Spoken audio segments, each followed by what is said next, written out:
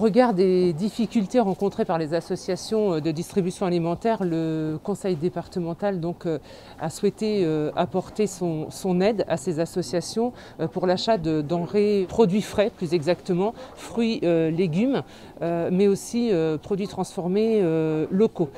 Donc c'est à ce titre-là que nous avons aidé les associations d'aide alimentaire et aussi ça a vocation à aider les producteurs locaux qui pendant la crise n'ont pas pu écouler leur stock de produits frais. Cette aide est d'un montant de 300 000 € au total et qui vient s'ajouter au fonds de soutien Manche Proximité 2020. Chaque association que l'on aide habituellement, Restos du Cœur, Banque Alimentaire et Secours Populaire, a reçu 72 000 €.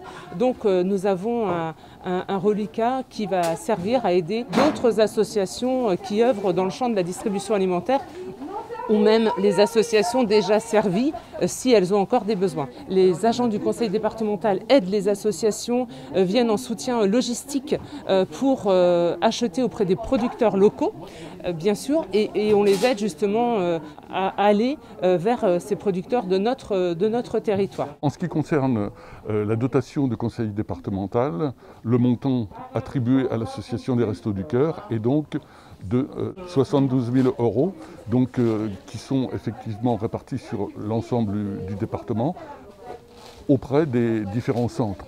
Il y a 14 centres qui sont ouverts pour la distribution de l'été, qui a commencé au mois de fin avril, donc en pleine période du confinement. Donc chose difficile également.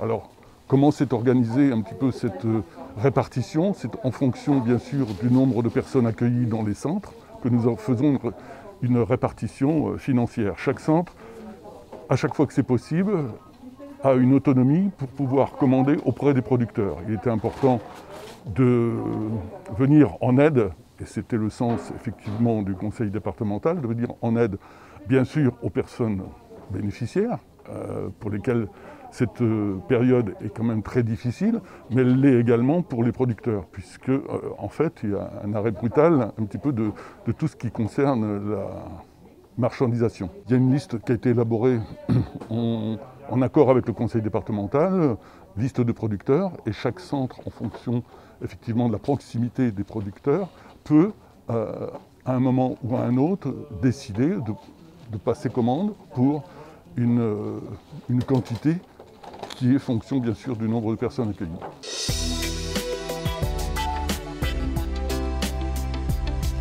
À bientôt sur tvie.tv.